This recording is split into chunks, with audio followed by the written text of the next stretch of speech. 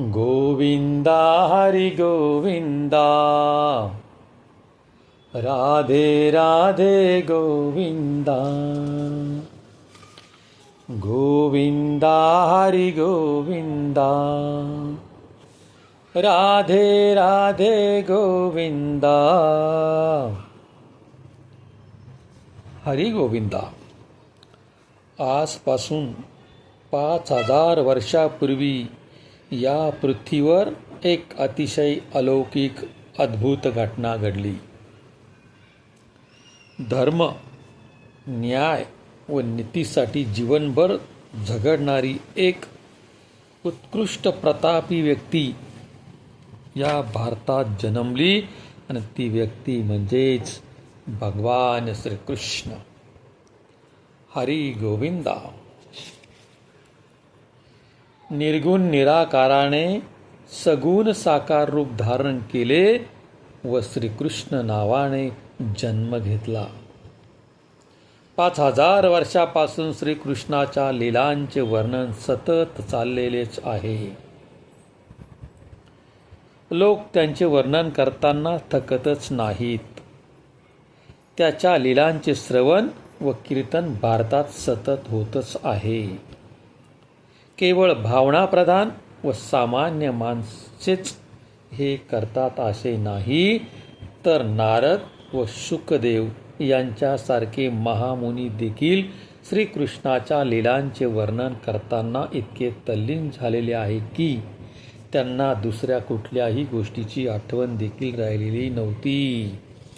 गोविंदा हरी गोविंदा. गोकुळ, मथुरा व वृंदावन आजही कृष्णभूमी म्हणूनच ओळखतात. अशा महान, अलौकिक व अद्भुत व्यक्तीचे चरित्र निरूपण करण्याची हिंमत आजपासून आपण करणार आहोत. गोविंदा हरी गोविंदा. भगवान श्रीरामाला आपण मर्यादा पुरुषोत्तम म्हणून ओळखतो. भगवान श्रीकृष्ण तर पूर्ण पुरुषोत्तम आहे, पूर्ण अवतार आहे. त्याच्यात तेज तर आहेच, पण सकाळच्या आणि दुपारच्या तेजात फरक असतो. सकाळी आपण सूर्याकडे पाहू शकतो, पण दुपारी नाही. दुपारी सूर्याला आपली नजर पाहू शकत नाही. त्याप्रमाणे भगवान श्रीराम व श्रीकृष्ण दोघेही अवतारित महापुरुष खरे, परंतु दोघांच्या जीवन कार्याकडे आपण नजर टाकली तर आढळून येईल सकाळच्या व दुपारच्या सूर्या एवढा दोघांमध्ये फरक आहे. भगवान श्रीकृष्णासारखी महान विभूती, त्याच्या जीवनचरित्रासारखे महान जीवनचरित्र केवळ भारतातच काय, पण जगातही दुसऱ्या कुठल्याही ठिकाणी मिळत नाही. हरी गोविंदा. असे हे श्रीकृष्णाचे व्यक्तित्व जगातील ऐतिहासिक व काल्पनिक महापुरुषातही अग्रस्थानी आहे. एकाच व्यक्तीला एवढे सर्व गुणांची अशी अद्भुत विविधता, जणू गुणांची आगरच होय. निस्वार्थ जीवनाची आदर्श मूर्ती म्हणजेच भगवान कृष्ण. पराक्रम, बुद्धी व निस्पृहता हे तीनही गुण ज्याच्या जीवनात शोभून दिसतात ते भगवान श्रीकृष्ण. परमार्थामय जीवन जगणाऱ्यांमध्येही भगवान श्रीकृष्ण अग्रस्थानी शोभतात. गौतम बुद्धाने बुद्धीद्वारा स्वतःचा धर्माचा, बौद्ध धर्माचा प्रचार केला. येशू ख्रिस्ताने सौजन्यपूर्ण रीतीने स्वतःच्या धर्माचा, ख्रिश्चन धर्माचा प्रचार केला व महम्मद पैगंबरने निश्चयपूर्वक स्वतःच्या धर्माचा, मुसलमान धर्माचा प्रचार केला. भगवान श्रीकृष्णामध्ये या तीनही गोष्टी, बुद्धी, सौजन्य व निश्चय म्हणजेच निर्णय यांचा सुंदर व सुभग समन्वय पाहायला मिळतो. केवढे महान, भव्य व अलौकिक असे हे चरित्र असेल भगवान श्रीकृष्णाचे. हरी गोविंदा. भगवान श्रीकृष्णाच्या जीवनात एक प्रकारची विलक्षण गूढता पाहायला मिळते. त्याच्या चारित्र्यात, जीवन व्यवहारात अति विलक्षणतम गूढता भरली आहे अशी वाटते. ही गूढता व गौप्यता इतकी बनलेली आहे की त्याच्या आकलन बुद्धीला होऊ शकत नाही.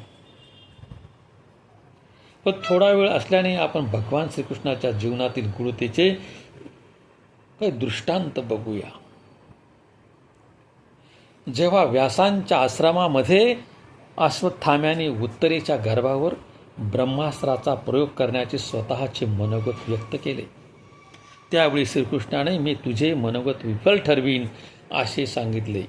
कृष्णाने पांडवाच्या या वंशतंतूला वाचवण्यासाठी अगम्य परिश्रम केले, पण त्या अस्त्रांच्या प्रभावाच्या कीर्तीमुळे अंतपुरात भयभीतता व्यापली होती. उत्तरा अगदी हतबद्ध झाली होती.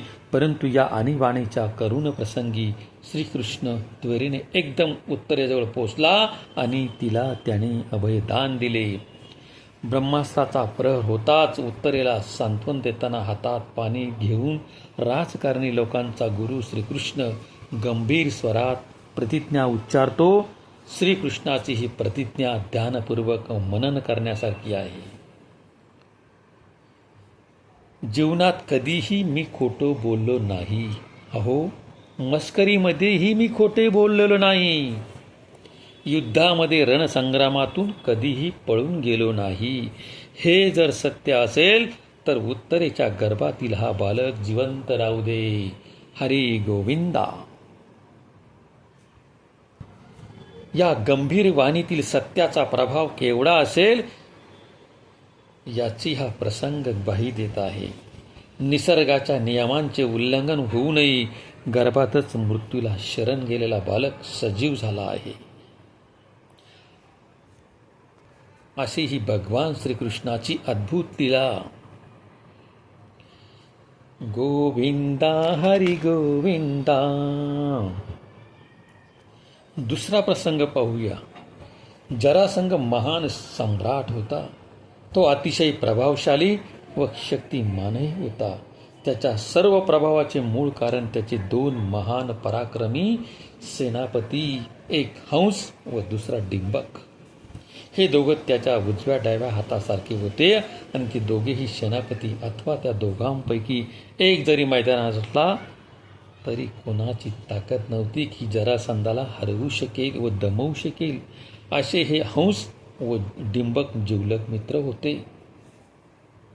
या दोघांपैकी एकाला मारण्याचे श्रीकृष्णाने विचार केला. जरासंधाचा पराजय करण्यासाठी हंस व डिंबक यांना दूर केल्यावाचून सुटका नव्हती. त्या हेतूनुसार सिद्धी मिळविण्यासाठी भगवान श्रीकृष्णाने एक अजब युक्ती शोधून काढली. लढाई चालू असताना श्रीकृष्णाने एका कृत्रिम हंसाला मारले आणि अशी अफवा पसरवली की हंस मारला गेला. ती अफवा डिंबकाच्या कानी पडताच तो यमुनेकडे धावत गेला व मित्राच्या मरणाचा समाचार ऐकून झालेल्या शोकाने विव्हळ होऊन त्याने यमुनेत उडी घेऊन आत्मघात करून घेतला. डिंबक मरण पावताच ताबडतोब श्रीकृष्ण हंसाजवळ जाऊन पोचला व हंसाची मस्करी करून खिजवीत मर्मभेदक वाणीने म्हणाला, हंसा, तू असा कसा? डिंबकाने तुझ्या मृत्यूची केवळ अफवाच ऐकली आणि यमुनेत उडी घेऊन स्वतःच्या जीवनाचा अंत केला. पण डिंबक खरोखर मरण पावलेला असताना तुला काहीच कसे वाटत नाही? तुझ्या मनाला अशांती वाटत नाही? डिंबकाच्या ह्या मृत्यूचा मनात उद्वेग उठत नाही? एका मित्राच्या मृत्यूची खबर मिळाल्यावरही तू असा अस्वस्थपणे उभा राहतोस तरी कसा? शाबास तुझी मैत्री व शाबास तुझे मित्रप्रम. तू कसा मेला नाहीस हीच एक अजब घटना आहे. हरी गोविंदा. आणि श्रीकृष्णाची अशी खोचक वचने ऐकून स्वतःचा मित्रभाव दाखविण्यासाठी, स्वतःचे मित्रावरील प्रेम व्यक्त करण्यासाठी हंसानेही यमुनेमध्ये उडी घेऊन मित्रासाठी त्यामागून स्वतःही अंत केलेला आहे.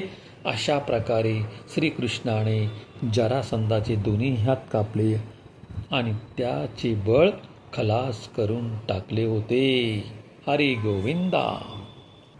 असा अनेक गंभीर प्रसंगात भगवान श्रीकृष्ण खोटे बोलला आहे.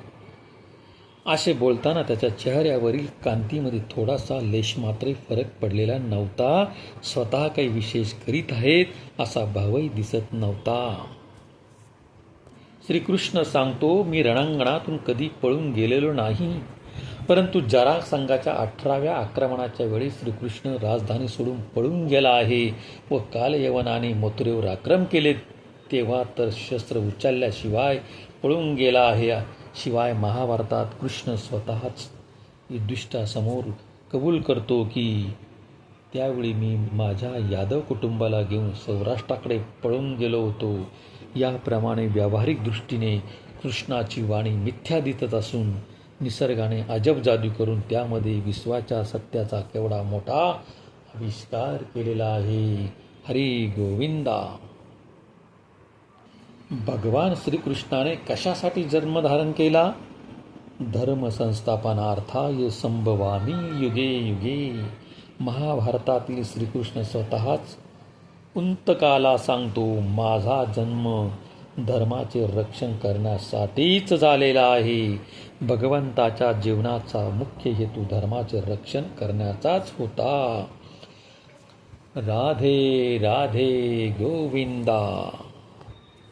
धार्मिक, नैतिक, व्यावहारिक व आध्यात्मिक अशा जीवनाच्या प्रत्येक प्रवाहात श्रीकृष्णाच्या जीवनात परस्पर विरोधी भाव पावला पावलाला दिसून येतात.